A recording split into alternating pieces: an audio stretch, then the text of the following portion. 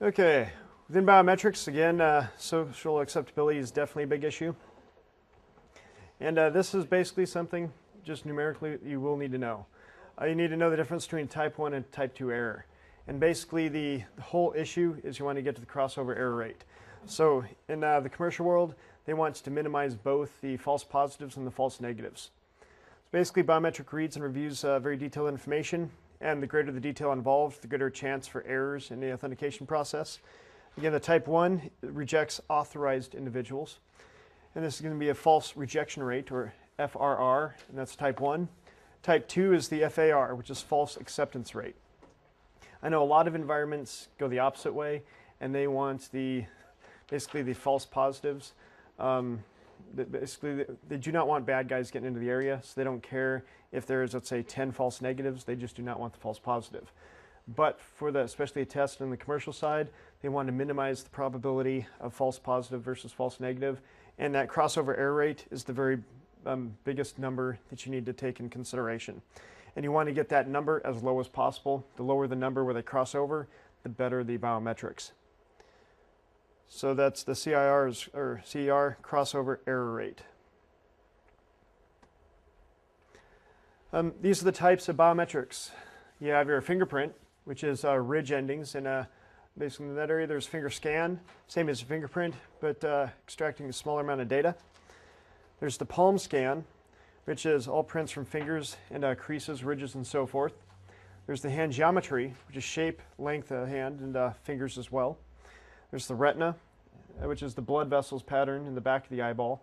And again, that's why sometimes on the older ones it actually had a puff to where it can make sure that you have enough wide area to look at the blood vessels in the back. And again, that does change over time, so that's something. There's iris, which is the colored portion surrounding the pupil. Signature dynamics captures electrical signals in the signature process. When would that be a potential issue with signature dynamics? What was that? As you get older, your signature might change. As far as the electronic side, a lot of times too with signature dynamics, they'll even be doing that in keyboard dynamics as well, such as when somebody types in their password.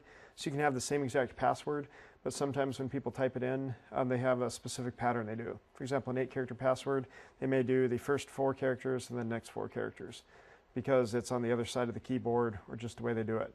So if you have the same password and if you don't do the same rhythmic generation, then you're not going to be able to authenticate through the system. Password characteristics. In this area, this is of course the least secure and it's the cheapest because you have a database of, okay, what's the password? A lot of the databases, this is the beautiful thing, they're clear text. So if you get into the database, you can get the password relatively easy. Then you have a lot of the databases, like the online systems. They'll have it to where they store the passwords in MD5 hashes. So still with an MD5 hash, there's a rainbow table out there that has up to 8 characters, and you can crack the majority of 8-character passwords in any MD5 hash. So again, that's not the most secure, but it adds another layer of security. So you're going to basically make it to where if anybody gets access to the database through SQL injection or physical access or whatnot, it's the basic 80-20 rule. 80% of the people aren't going to be able to crack in. Then you have your other 20% that are more sophisticated that will then go forward. Again, that goes to your defense in depth. The little things in life make things either interesting or more difficult for the attackers. And with passwords, users a lot of times choose easy ones, usually full words. A lot of times they will choose something that's close to them. Birthdays, especially if it's a PIN. PIN numbers a lot of times are birthdays of either their birthday, their kid's birthday, the parent's birthday, things like that. So if you know in that aspect, and that's another fun thing, if you're trying to brute force somebody's PIN number, usually you want to start off with what the years are going to be. For example, like 1957. So 1 and 9 are popular ones to start off with. Possibly start off with a month. So 0s and 1s are some of your more common characters that people will use as a PIN number. Also share passwords. I've seen some scenarios to where there'd be a local administrator account. And within this local administrator account, you'd have your core group of administrators that all know the password and the username. And then one case I had, actually a forensics issue, there was inappropriate use happening in a conference room. And what ended up happening was somebody was using the local administrator account. And further research comes to find out that a lot of the local administrators just didn't want to get out of their desks or out of their cubicle, so they were giving the local username and password to individuals that wanted to install software that was probably not authorized in the network in the first place. So instead of that core 5 having the SID 500 or the big account, you had literally hundreds of people doing it. So sharing passwords is really bad, because then you no longer have accountability for any actions done with that user account. Writing down passwords, this is also fun. Again, back to the sticky notes. And then if you have proprietary software, for example, a lot of bookkeepers may have QuickBooks or Great Plains or whatnot. If they have a password, a lot of them will put the software password in the software manual. So usually they'll write it down either in a sticky note or in the manual in the first few pages, the first or last few pages. So if you're doing from an attacker's standpoint or a pen test, take all the manuals that you can if you get physical access to the area, because a lot of times they may have good, interesting content. A lot of people do not change passwords. This is great because a lot of areas will have a 30-day to 90-day policy, but they have their development network on the same physical network as the rest of their systems. And the development network, or the development systems, don't follow the same security standards as the rest of the network. So they will have the same username and password for a user, but basically it never dies. So they don't change it every 90 days. And then a lot of them will have very weak passwords, such as like some of the SQL databases, SA for the username, and SA for the password, or password for the password, or test for the password. So a lot of times they won't change it, and they're very weak, especially in testbed environments. Then, of course, you have your shoulder surfing. There was a question in the practice test that said which is the least acceptable. And this shoulder surfing is a social engineering attack. But if somebody knows you're behind them, then basically it's a psychological issue to where a lot of people don't like typing in their password because they know that you're watching. So that's the whole thing where it's least acceptable, because dumpster diving, nobody sees you. And then if you misrepresent yourself, then you're trying to get them to give information to you, but they still trust you.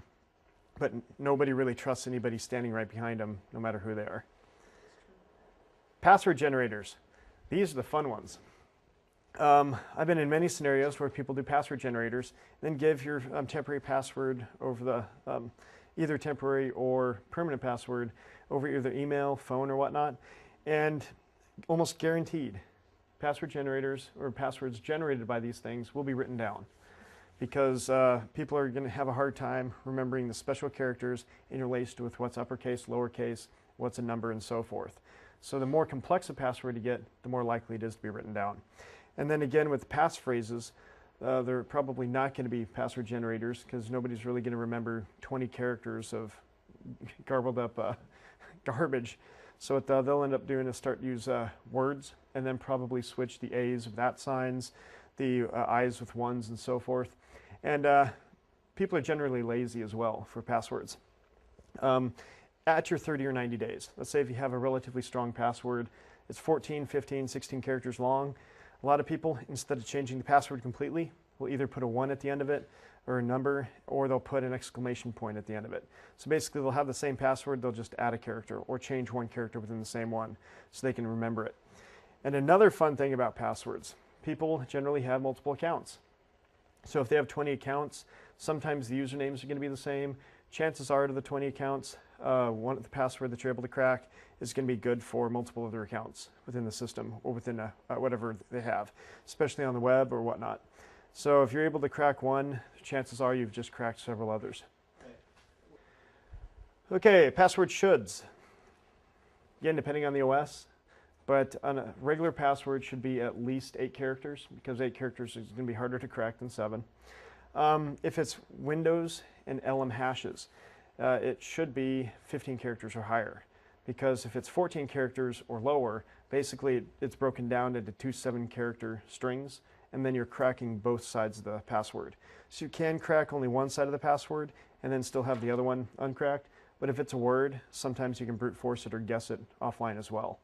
One of the biggest issues with, again back with LM, if you have the rainbow tables, 65 gig, you have a 0.999% chance of, or you have a 99.9% chance of actually getting it. So with that being said, you always want to do the no LM hash, but for the test, definitely you want the bigger the better. Alphanumerics and symbols, you do not want to just stick with what's in a dictionary. So that's another thing. For example, if you use the basic one, test 1, chances are that's going to be cracked because test 1 is probably in a dictionary somewhere, probably in many different dictionaries, especially if they do hybrid attacks. Test is probably there, and the hybrid attack is just going to brute force the end of that password and then the beginning of the password. Then use non-dictionary words. And like I mentioned before, the SSET is usually a non-dictionary character. So a lot of the password crackers will not be using that because they'll just be using the basic American character set. Also depends on what country that they're attacking from, but in general, the majority of the brute forcers, the dictionaries, the majority of the rainbow tables that are out there freely available are focusing more on English character sets and English words. Password history. A lot of times the passwords, like I mentioned before, they just change the password a little bit by changing the @ sign, maybe to an A or to something completely different. One thing that you will also see is that some people try to prevent that. So if they have, let's say, 5 characters that are the same in one password to the next password, they won't allow that to go forward. And then some people even have it to where you can't use the same password within the last 20 tries. So there are ways to get around that. But the majority of organizations that I've seen have it to where it may be 3 tries, you can't use the same password, and then you can use it the 4th time. But people usually have the same password, just altered slightly. Clipping level. Basically mean the 3 strikes you're out type scenario, or however many you want to do it. Sometimes they completely disable the account, then you have to call the administrator or tech support to get it re-enabled. A lot of support doesn't want to deal with that, so what they end up doing is the, let's say, 5, 10, 15-minute timeout. So once you do 3 strikes, then wait 15 minutes, because that's going to basically make it to where the users are going to get trained for that, and they're no longer going to generate tech support calls. And from a business perspective, that saves money, and same thing from the tech support perspective. Okay, audit logs.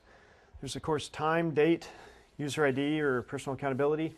Because in theory, only that individual should be able to log in to that account. And also computer logged in from and operations carried out. Definitely important to deal with when using usernames and passwords and so forth. And the issue with that is if somebody's sniffing, if you know a person does not have physical access to another computer further down the network, or if it was shown and proven that they were in their cube the whole time and another computer logged in as them, then anything done with that is not going to be accountable or held liable for that those actions. One issue in computer forensics that is a big problem is the "it wasn't me" defense. So if anybody gets accused of anything, they say it wasn't me, then it comes down to not only everything that happened during that time period, you have to prove was tied to that specific user account. You have to prove that that user had the capabilities. So either A, they were in the cubicle at the time. You could use that through either witnesses or potential like CCTVs that they're in the building. Because a lot of people say, that wasn't me, I was at lunch, I was 5 miles from there. And if they do use that, then you have to prove that they were not 5 miles, they're actually within the area. Because somebody could have actually compromised the account. Okay, the different password attacks. Of course, there's a dictionary. It uses a big long list of potential passwords, hashes them, and then compares the hash with the password. Brute force tries all possibilities and then basically hashes those and then uses the hash that you have, and then basically tries to find the password. And this right here, this is LoftCrack. How many people have used or have heard of LoftCrack before? LoftCrack basically was built by Loft Heavy Industries back in the 90s. Used to be a hacking group that was their pride and joy. Then they made a company called @Stake. @Stake was basically a pen testing or an ethical hacking company. Security services company that was then bought out by Symantec. During that process, Symantec now owns LoftCrack code, but they end-of-lifed it. So you can't really buy any licenses, at least as of this time. It's been that way for about a year and a half or so. But they're at Loft 5. And LC5 is pretty good because it does the sniffing, and you can also do remote password cracking. If you want to do faster cracking, there's John the Ripper, which is a command line utility. And then also there's a patch for John the Ripper that will allow you to do distributed cracking on passwords. So it's distributed grid computing. So you can put it on multiple different systems and then basically send portions or different sections over and basically have it attack the password. Makes things a lot faster when multiple things are working on it. Okay, countermeasures for password cracking. Increased password protection, such as using cracking tools against your own accounts. So use LoftCrack, see if you can crack it, because that's the same type of thing that they're going to be using. Same thing with John the Ripper. Basically do PW dump, grab all the user accounts of the SAM on a Windows system or try to get the shadow, and then just try to crack them. Because if you can crack passwords in, let's say, 5 to 10 minutes, so can they. If it takes you, let's say, 3 months to crack 80% of your passwords, then that may be acceptable if you have to change your passwords every 30 days. But the whole point of it is, if you're going through, say, 10,000 user accounts or 1,000 user accounts, and if you can crack any of them within the first couple hours, chances are they're not up to password policy, so they need to be changed immediately. Also use password advisors, such as the software for strong passwords and users. But the issue is, again, with these, the more complex the password, the more likely or it is probable that they will be writing it down somewhere.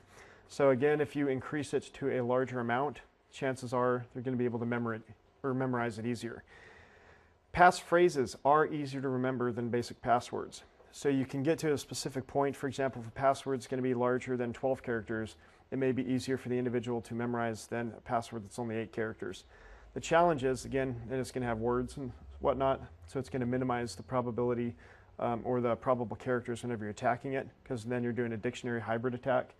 But I have seen stats or whatnot where people can remember a 16-character password easier than they can remember an 8-character password with a strong password advisor. Okay, also encrypt password files. Again, I've seen a lot of scenarios to where both on Unix and Windows boxes, specific pieces of software would have the username and password not really hard-coded in there, but within like an INI file or a config file, to where whenever it runs it, anybody can see it. And the fun thing too is people that would have text files and then of course put their usernames and passwords in these text files. How many people know what salting is? Basically a salt value. Windows NT has a salt value for their passwords. So what they end up doing is they hash the passwords, for example, like an NTLM or even an LM. And then they'll have another key that is like the bootsys key, which is going to be your salt value.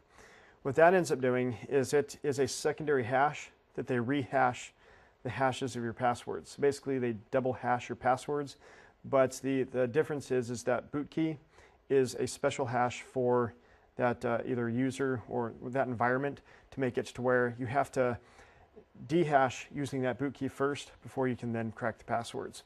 So it makes it a lot more complicated for the attacker to get the info. Okay, also do not pass passwords in clear text during transmission. As a lot of you have probably seen with that POP, had the user account password, definitely in clear text. You also have SMTP if you have to do any sort of authentication. FTP, clear text. Telnet, of course, clear text. So the only way to get around to that when doing the transmission in that aspect is either use like SSH or communicate through HTTPS. There are ways to bypass some of those, especially if you fake the certificates, but especially for the test is concerned, encryption is the best way to protect yourself because it prevents man in the middle and sniffing.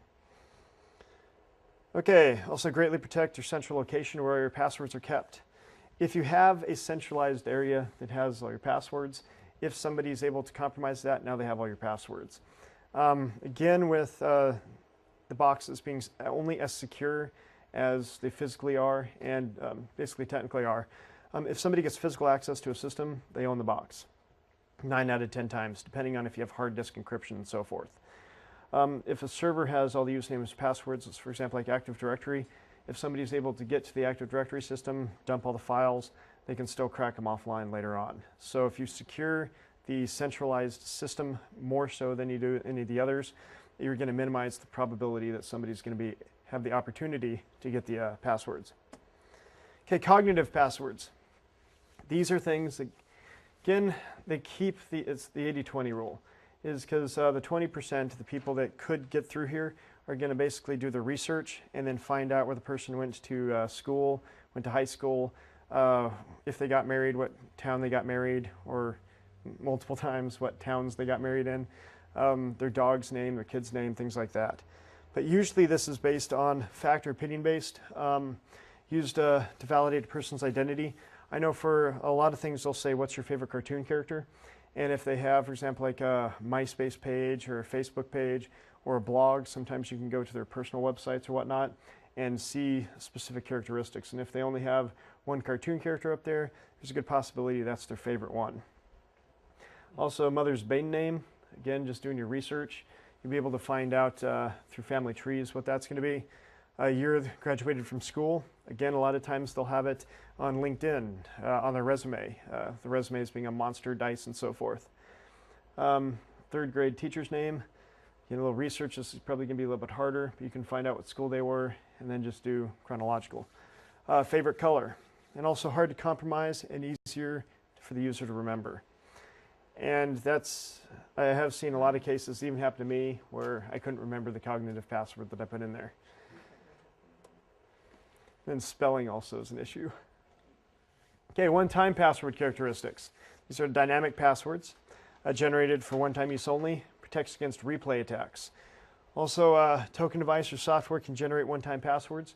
A lot of times you'll have an actual device like a USB device or some other device, you push a button, gives you a number, and you put that number in as a PIN. A lot of scenarios. I know an individual, basically what ended up happening is they were doing a lot of the online stock trading. And somebody hacked into the account or somehow started messing with the account and sold all the stock, and then it went elsewhere.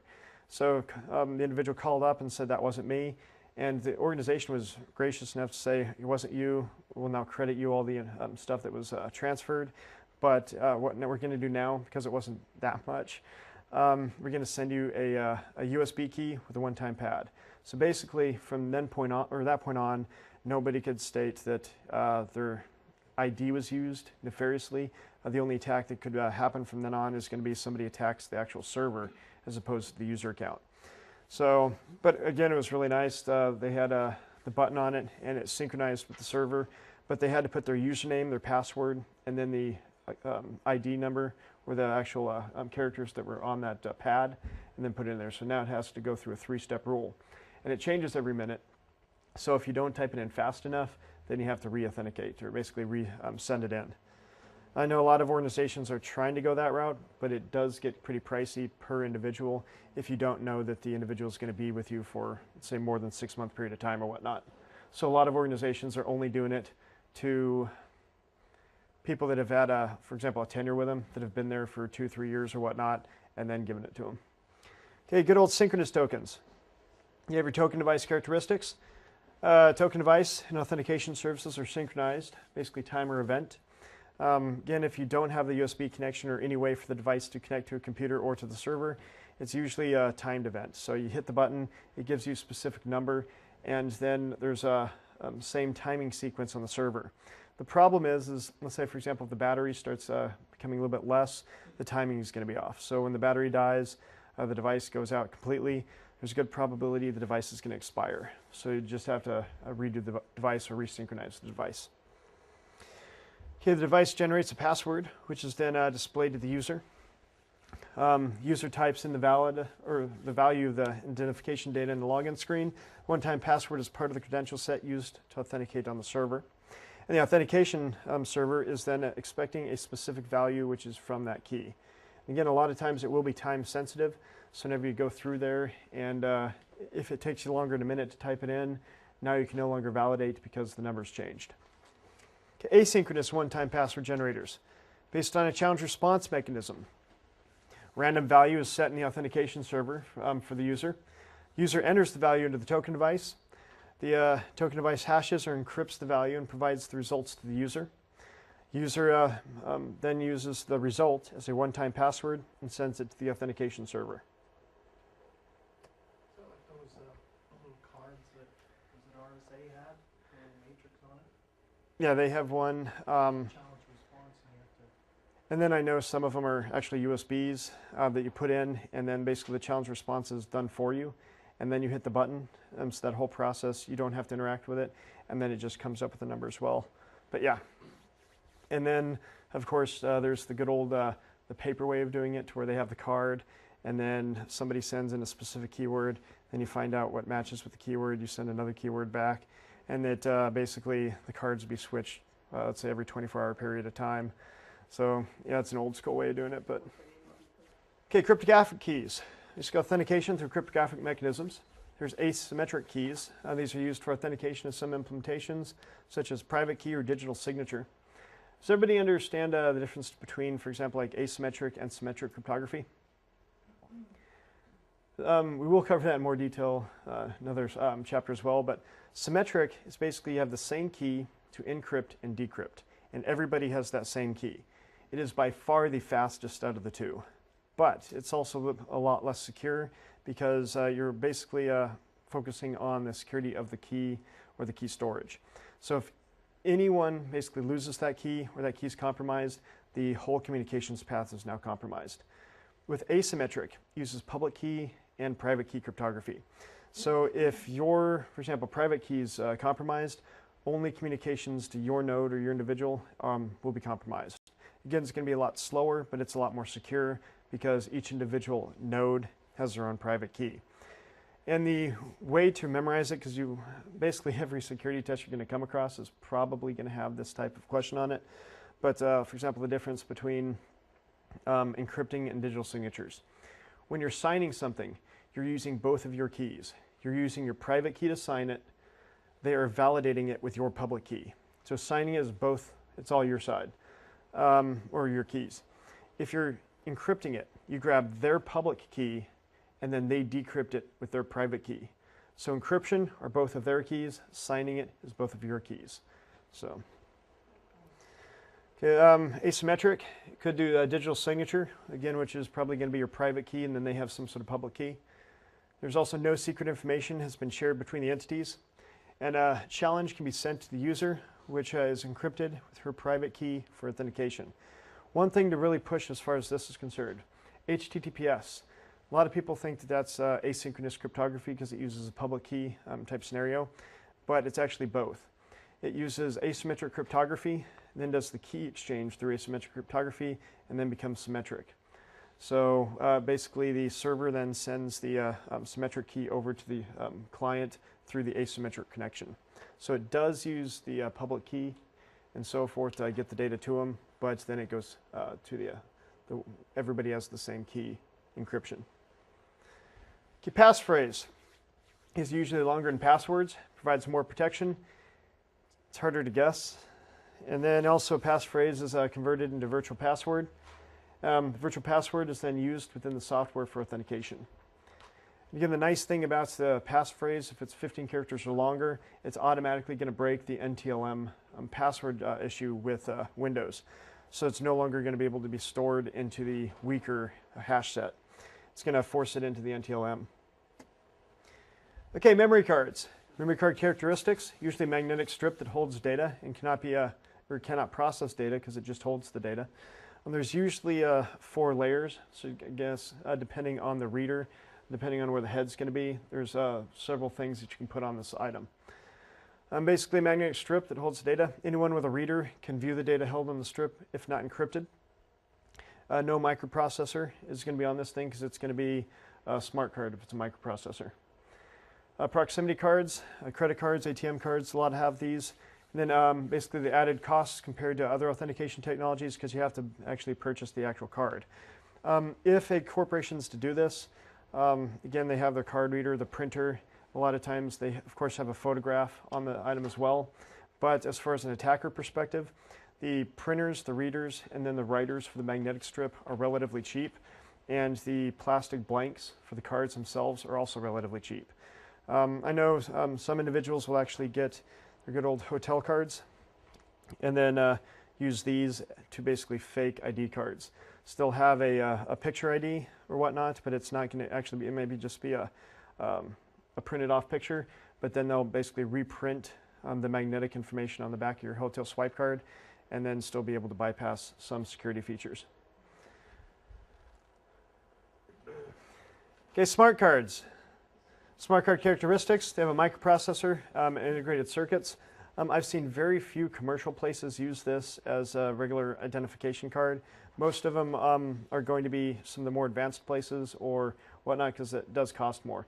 I have, however, seen a tire shop in Colorado Springs. It was an international chain, which actually had a smart card for their swipe system.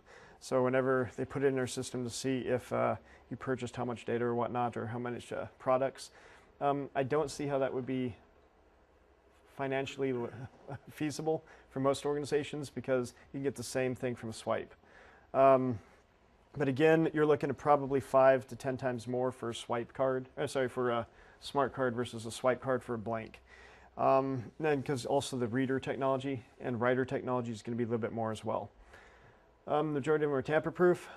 After a threshold of failed login attempts, it can render itself unusable. And you basically just have to go back down and have the card reseeded. There's a PIN or password unlocks smart card functionality. Card could contain things such as biometric data, a response to challenge, holding a private key, holding users' work history, medical information, and so forth. That's again, I have heard future talks about eventually how people want to go to the one document scenario to where everybody has their own smart card, which is going to be basically your driver's license, bank card, pretty much anything and everything for that. Which, of course, if your wallet gets stolen, that means that you're in a world of hurt. Okay, also added costs compared to other authentication technologies. There's reader purchase and so forth. And again, the more technical the mechanism's going to get, of course, the more expensive it's going to get. That's why a lot of people are basically sticking with your swipe cards and proximity cards, even though those are relatively easy to duplicate. Single sign-on, we're also going to cover that, access control models, access control administration, and technologies and methods. Good old single sign-on. The benefit, of course, is the users no longer have to basically log into as many things as they used to. The downside is, if you compromise one, just like asymmetric versus symmetric cryptography, you now have access to everything the user had access to. So there is a potential downside to single sign-on. But this is where users only need to authenticate one time. Basically, then they'll have access to necessary resources. Users only need one credential set. This reduces the administration tasks.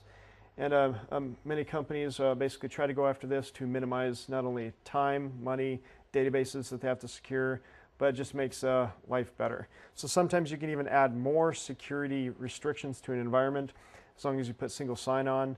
It could be a trade-off. There's also issues such as credential sets need to be in the correct format in different platforms. There's also security issues.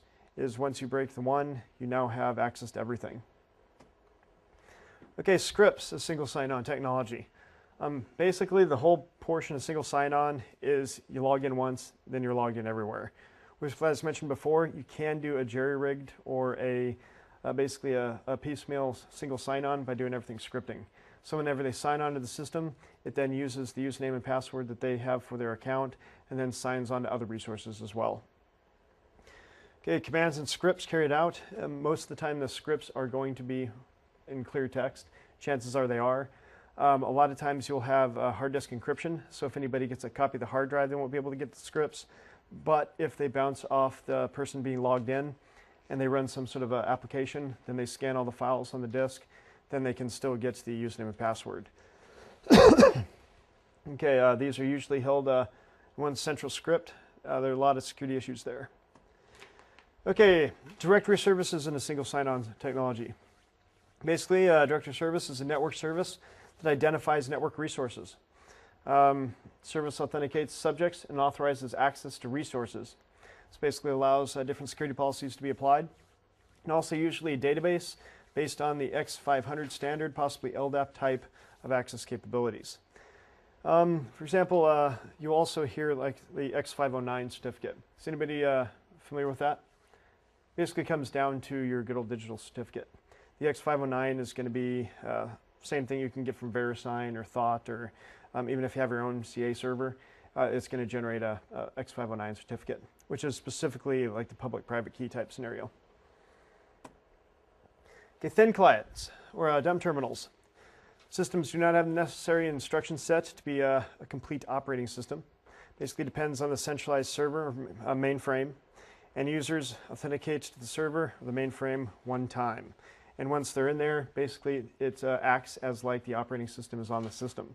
However, I've seen a lot of people, instead of using the thin clients, they're using the smart clients. It's actually use an actual operating system, or they have a quote-unquote thin client setup where that thin client has its own operating system on it.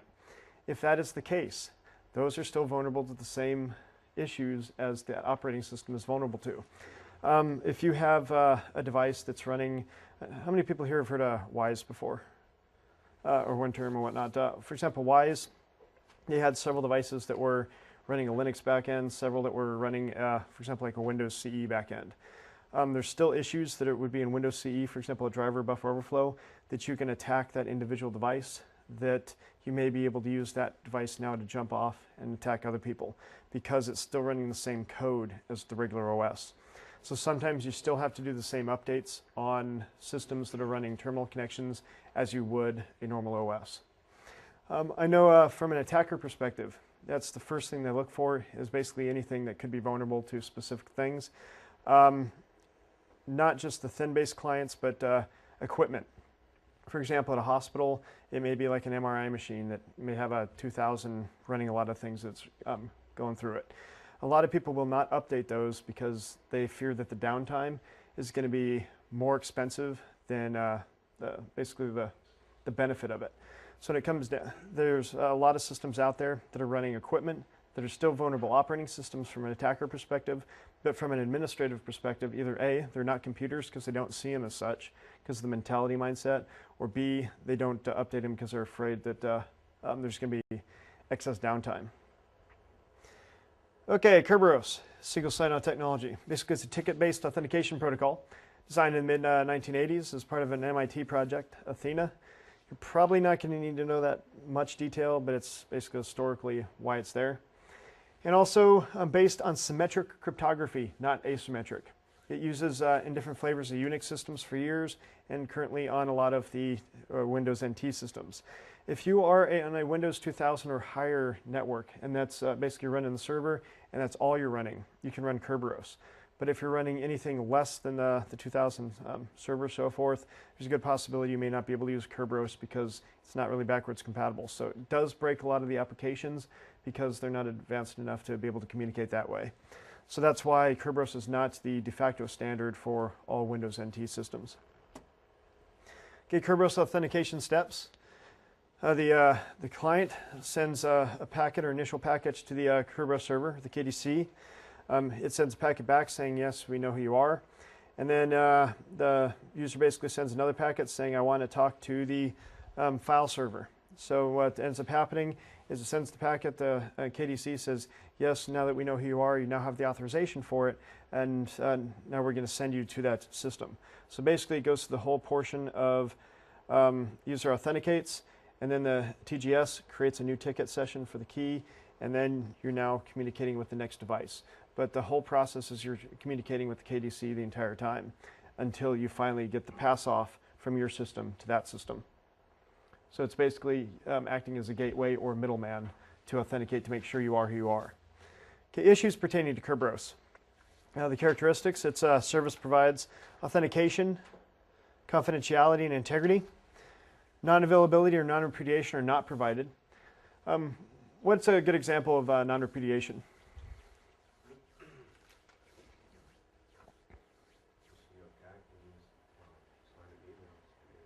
Yeah, email is probably one of the best examples of a service that does non-repudiation, is that whenever you send it, it can only be sent from your key, so you are validating that you did send it. So they can't come back and say that you didn't send it, or you can't come back and say you didn't send it. So the non-repudiation is basically proof that you did what you said you did, or you did what you said you didn't do. Okay, the KDC. This must be highly available and can be a single point of failure because it's the gateway. If it goes down, then you can no longer communicate with the rest of the assets. The secret and session key are stored on the user's workstation. Again, as far as the keys are concerned, it all comes down to the key storage medium. So if it's only on the workstation, if it's not protected in any other manner, then some way an attacker may grab that and then pretend that they're you. Kerberos is vulnerable to password guessing. Network traffic encryption can be enabled. And then all principals must have Kerberos software. And then must be understood ticketing and how technology works, which basically means that if you have a lot of items on there that are not able to communicate in Kerberos realm, then basically you cannot use the Kerberos for the authentication.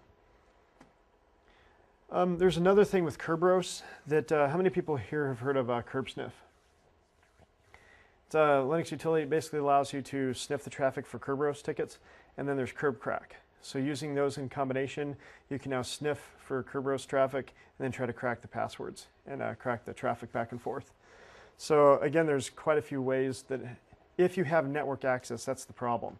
A lot of the attacks, once you have one node on the network or once you're on the same subnet or whatnot, or on a Wi-Fi, because by default or de facto you're on the same network even if you're not authenticated or authorized, you can get the traffic and crack it. But you have to have geographic access basically when it comes down to it. Either potentially through VPN, but then you're still geographically there on the network. Okay, Sesame. Basically, it's a single sign-on technology. It's a secure European system for applications in a multi-vendor environment. This is based on asymmetric cryptography, not symmetric like Kerberos. It does not use tickets, but instead privileged attribute certificates, or PACs. Sesame was developed to address some of the issues in Kerberos. It is vulnerable to password guessing, however, same as Kerberos. Same thing with Sesame. The individual user communicates with the authentication service or the one system, and then once the authentication goes through, it goes to another server, which could technically be the same server, which is going to be the privileged attribute service. So it's authenticated to communicate further with print server, and then it's authenticated to be on the network, and then it's authenticated or authorized